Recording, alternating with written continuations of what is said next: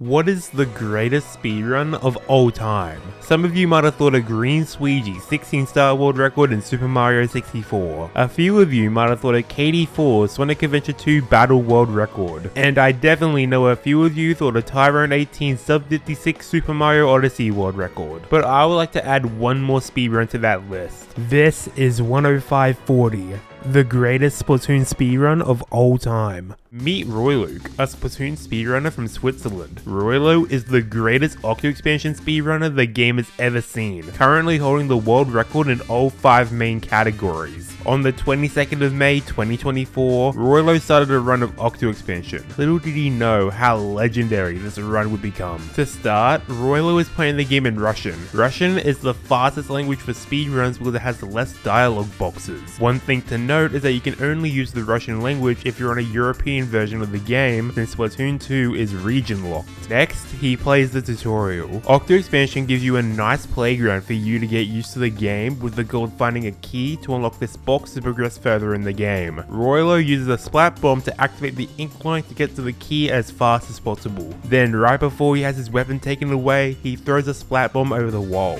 This is because there is a chance that the ink to drop from the explosion could be in a good place for you to swim through, saving just a bit of time. Unfortunately, splat bomb explosions are completely random, but it doesn't waste any time to throw the bomb, and even if you don't get a good explosion, then it doesn't even lose much time, so every speedrunner just goes for it. The next 3 minutes of the run is spent mashing through dialogue boxes. This is where the majority of the time save of using Russian comes from. But after a quick arthritis simulator, it's time for the first level, AO5. Speedrunners have some tricks to make this level easier. They throw a splat bomb over to these boxes right before the cutscene starts so that it explodes and gives runners an easier kill in the first Octoling. Then they do a similar thing in the second room where they throw a splat bomb right after the cutscene to get a quick kill on the roller. Then they go over to the side to kill the Brella. Then in the final room, they have to react to where the inkjet goes and throw a splat bomb at their feet to kill them instantly. Roylo only loses around 2 seconds to the best known time here. Then we get introduced to the railway map, where there are 4 things that we need to collect by beating levels, 2 on the left side and 2 on the right side. We can choose which side we want to go to first, but it doesn't really matter which side you do in what order, but speedrunners often do the right side first, as most of the hardest levels in the game are on that side, so it's better to get them out of the way as soon as possible. AO6 is just a simple get to the goal level. The tricky thing about this stage is a term that every speedrunner dreads: cycles. In AO6, there are these ink sticks. If you are just slightly slower, then they won't be in the right place and you'll lose time. AO7 is an inkjet level.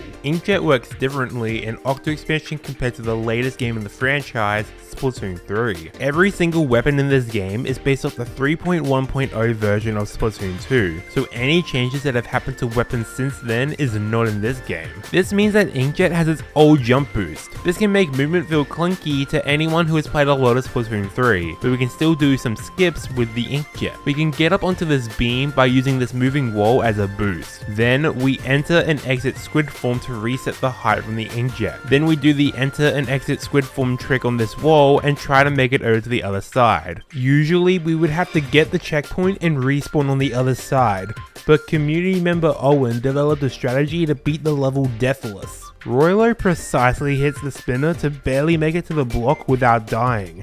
This strategy was thought to only be useful in individual level runs. But this game has become so optimized that tricks like this have to be used at top level. Now it's time for CO3, the first 8-ball level. Luckily in the speedrun, we only have to do 2 out of the 10 8-ball levels, but it's still an 8-ball level, so it's going to be difficult. So how does the 8-ball work? It's actually quite simple. The game draws a line from the center of you and the center of the 8-ball, and that's where it will go when you shoot it. This is often why casual players struggle on these levels. They try and shoot it like it's actually an 8-ball. It doesn't matter where you shoot the 8-ball, all that matters is where the player character is. Roylo has mastered the 8-ball physics and has fine control over it, wasting no time in this level. CO2 is a limited ink level. Luckily the game gives us just enough ink to barely get to the final block fast enough to catch the fastest cycle. CO6 is one of the toughest levels in the run, because not only does it have a lot of cycles, but it also requires really good aim. At the beginning of the level, Roylo picks the jet squelcher. He needs to make sure that he picks it on the first frame possible as to not lose any time. Being slow on picking the jet squelcher will change where the boxes will be and completely throw off your muscle memory. There's also a degree of randomness to this level as well, as the jet squelcher doesn't have perfect accuracy, so sometimes you'll just miss a box for no reason. There are at least some backup strategies in case that happens, but this level can go really wrong really fast. But this is one of Roylo's best levels, so he's able to get the best cycle possible and beat the level in under 15 seconds. DO7 would usually be pretty uneventful, but there was a strategy found by top level runner and friend of the channel, Blue. By charging up a curling bomb at the end, it breaks a few boxes faster, saving around 1 second. Now we get to the most infamous level in all of Octo Expansion, Girl Power Station. Players have lost countless weeks and months trying to defeat this gauntlet of a challenge, often being the last level they will beat. But for speedrunners, this level is the easiest level in the game. I'm not kidding. Once you get into the arena, this level becomes an auto-scroller. The level doesn't end until the time runs out, so if you just memorize where all the Octarians spawn, then you won't have any trouble killing them. This level is just seen as a place where you can chill for 2 minutes before the next level. JO2, Matchmaster Station. This is the hardest level in the speedrun, so I'll just let it play out so you can be starstruck by the skill of Roylo.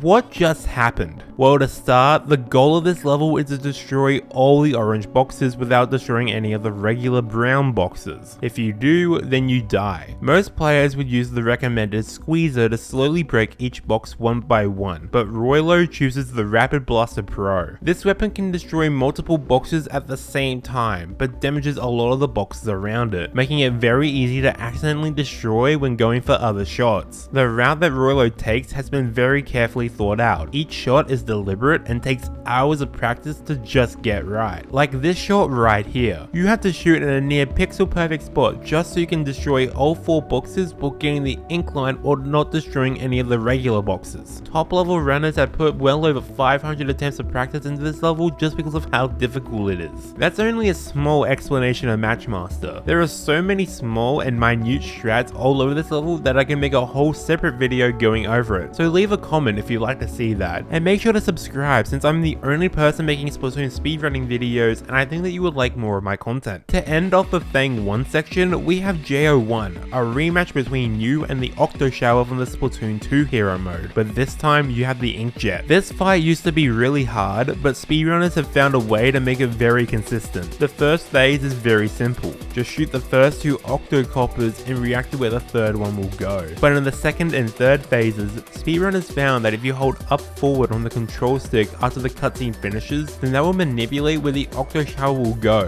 Then it's a matter of climbing up onto the center platform, shooting 2 of the Octocopters, then shooting the other 2 out of the sky to finish the fight. Now it's time to collect the first of the 4 Thangs. These levels aren't very eventful, it's just shooting the orb until it opens and you beat the level. Every other Thang level is like this, so I won't go into detail when they show up. After getting yelled at by the phone, Roylo pauses the game and chooses back to train. This skips the long cutscene of Cuttlefish getting into the train before it departs. Then he makes his way to the second Thang with JO4. Roylo needs to be careful when moving around this level since nearly all of it is made out of crates. Shooting the boxes underneath each enemy can be weirdly difficult sometimes, and we can see Roylo mess up one of the kills, costing him a small bit of time. At least he didn't die, which I wouldn't know anything about.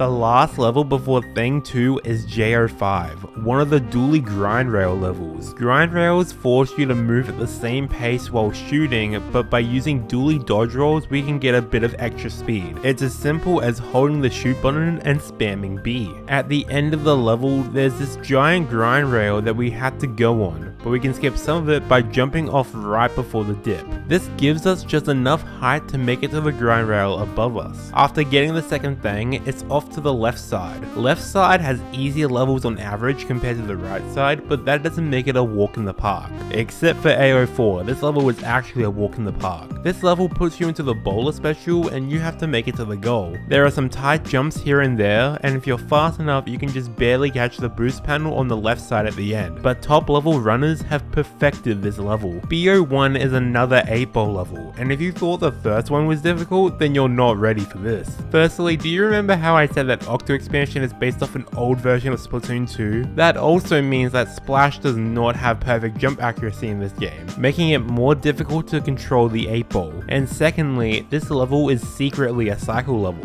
This seesaw at the end is going up and down every 7 seconds from the moment that you load into the level. This is important because we use the seesaw to skip getting this key, but the skip itself is very difficult. You have to align both yourself and the 8-ball in just the right spot to get the trick to work.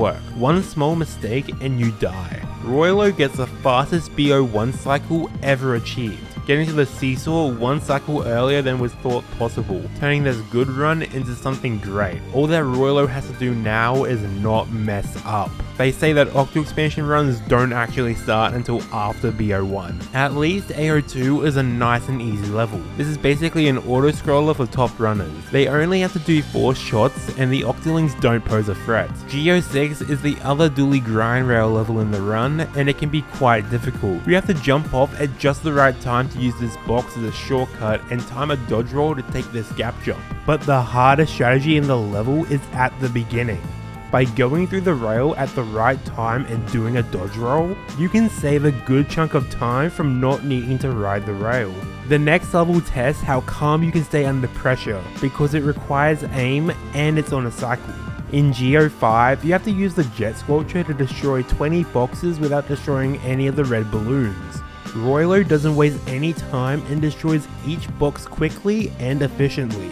He throws a splat bomb into this cluster of boxes to destroy 6 at once. The last level before getting the third thing is GO4. Speedrunners pick the splat charger for this level. Chargers are known for being very slow, but the reason they pick it in this level is because of the burst bomb. Burst bomb allows you to move around the level way quicker than if you're using the recommended splash or junior. Roylo does 2 tricks in this level. The first one is the furler boost. Furlers extend when ink touches them, so if you can time a furler extending while you're on it, then you can move with the furler. Roylo accomplishes this by throwing a burst bomb in the air, then getting onto the furler before it extends. While he's riding the furler, he charges up the charger to shoot 2 Octarians as soon as possible. The other trick is called a nollie. By holding out your sub weapon on a grind rail and timing a jump, you can get more distance. This skips a lot of swimming. After getting the third thing, Captain Cuttlefish asks you to describe Agent 3 so you can put up a wanted poster for them. It's very important to use the default character and not mismenu anything. If you click try again at the end, then he will scribble it all out and you have to go through it all again. IO5 is another grind rail level. Roylo tries to reduce airtime as much as possible all throughout the level. He also needs to make sure that he doesn't get hit or else he'll fall off and have to do the whole stage again. If his movement is all good, then he won't need a jump to avoid these spinners in this section, saving valuable time. Now I've called a lot of these levels so far some of the hardest levels in the game, but IO4 is pure torture. You have to beat this level without touching enemy ink, which by itself isn't too hard if you're taking your time. But this is a speedrun, and not only that, this is at the end of the regular game, so all the stress is on you during this level. Roylo picks the Squiffer with the curling bomb. Since this is the older version of the game, Squiffer doesn't have its perfect charge speed in the air. Roylo mainly uses curling bombs to move around the level. In the middle of the level, there are these enemies that come down from the air once you defeat all the enemies is on the ground. We can get past this by making sure this Octarian doesn't die. If he doesn't die, then the rest of the enemies won't spawn. The end section is the most terrifying part of the level. If you make one wrong step, then you're sent to the last checkpoint. Luckily, Roylo keeps his calm and makes his way to the last level before Thing 4, IO3. This level is basically an auto-scroller. Just make sure that the orb doesn't get destroyed. Once you learn how the cannon projectiles work, then this level shouldn't be a problem. Roylo beats this level while having the orb take just a little bit of damage.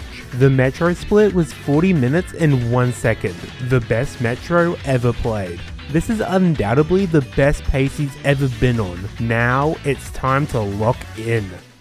Now it's time for the escape sequence. Escape is split up into 7 distinct sections, each one harder than the last. Escape 1, the Coccyx section, is meant to be a stealth mission. However, we don't have to take our time and can swim past most of the guards. In the middle section, we can jump from this ink rail onto a section earlier than intended. This skips a cycle of table rotating. This phase is the easiest part of Escape. Next up is Escape 2, the Villi phase. This is where you get your Splat Bomb and your Octo Shot, but this is where the worst trick in the run shows up, Octo Shot skip. After you get your Splat Bombs, you can use them to scale this wall where you'll find a switch. If you had the Octo Shot, then it's as simple as shooting the switch and beating the phase, but Splat Bombs have ink fly out after an explosion. Do you remember at the beginning of the video when I said that pellet drops from a Splat Bomb are completely random? Well, here we have to throw a Splat Bomb onto this wall and pray that the random pellets that come out land on the small and minute switch. It is not recommended that you do this skip until you're contending for world records, and even then it might not be worth it. You don't want to have the greatest main game ever just to lose it from RNG in just 2 phases of Escape.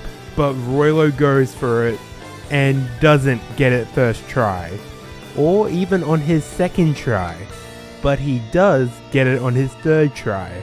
The luck needed to get this is stupid. I want you, yes you, to open your copy of Octo Expansion, go to Escape 2, and try to get Octo Shot skip just once. Now imagine doing it on world record pace. Now imagine getting it within 3 tries. Roylo knows that this is the run of his life, and he has to perform under this pressure. A run like this might never happen again. Doesn't help that he now has to do one of the hardest strategies in the game. In Escape 3, the belly phase, there's a fast cycle you can go for where you have to rush to the last block before it sinks. Roylo only has a few frames to spare when going for it. By doing this fast cycle in the beginning, it also makes it possible to do a fast cycle in the middle as well. This cycle skips having to use the boost panel, saving a couple of seconds. In Escape 4, the intestinal phase, Roylo goes as fast as he can throughout the level. If any of the lasers touch him, then he dies immediately. At the end of the section, there's a strategy you can go for called laser skip. There's a couple pixel gap between each laser that's just barely big enough for your squid to fit through. This skip can be very risky to go for, but there have been more consistent setups made over the years, and Roylo successfully got it. In Escape 5, the diaphragm phase, you're equipped with the inkjet and have to collect 8 data pods to move on in the escape. You can collect these data pods in any order you want, but this route is the most optimal. When collecting the 3rd data point, speedrunners will spam B and hold right so that the boost will come out as soon as the cutscene's over. On the 6th data point, runners use the exhaust from the inkjet to ink the wall so they can then shoot the switch and stay on the wall. But once that's all over, there are only 2 phases left. Escape 6, the Peristalsis phase, is one of those levels where it's the most difficult thing of all time until you actually understand how to beat it. You have to transport this energy core to the end of the stage to power the machine. Speedrunners found by doing a certain amount of shots with certain timing, then you'll get the same result every time, and this is how it goes. At the start, runners will jump over this line and throw a splat bomb. Then they'll wait until their ink is back at the subline and then count out 8 shots. After the 8th shot, they throw another splat bomb and pop this balloon. This will drop an intake recovery item. They then stand on the outside of the platform while still shooting the energy core 1 shot at a time.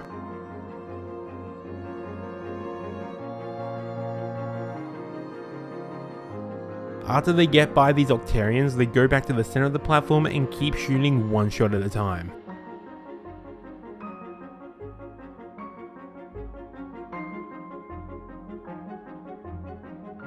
After this section with the spinners, speedrunners will shoot the energy ore one more time, throw a splat bomb, and kill this Octo bomber. Then they'll pick up this intake refill and do 4 more shots before throwing another splat bomb. After that, they keep doing small tap shots.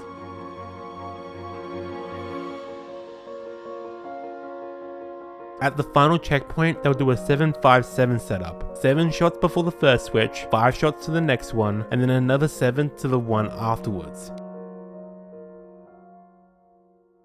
And just like that, they are home free. Only one phase is left between Roylo and world record glory. Escape 7, the spinal phase. While riding the elevator, speedrunners can do a trick to skip part of it. They wait until they see this 1 on the side of the wall, then they count out a second and jump off the elevator. This will respawn them at the top of the Agent 3 boss fight. Agent 3 is a relatively easy boss fight. The struggle is trying to keep your nerves together while you're fighting them. In the first phase, Roylo throws a splat bomb at Agent 3's feet after they land. This will do a big chunk of damage. Then all you have to do is shoot them. In phase 2, speedrunners watch where Agent 3 will land and shoot the bullet into the corner, basically putting Agent 3 in jail. In phase 3, Agent 3 will shoot a stingray at the player, but a well-timed splat bomb and a couple of shots will clear this phase out quick. Then once you think the fight is over, Agent 3 has one last phase, the splashdown phase. Agent 3 will continuously splash down in different areas of the arena. Roylo throws a splat bomb at their feet and was able to defeat her in one cycle. After this, there are a couple of unskippable cutscenes and the big turf war fight. Turf war will always be 3 minutes long, so this is basically an auto-scroller. Roylo uses this time to draw out a smiley face and jams out to Fly Octo Fly.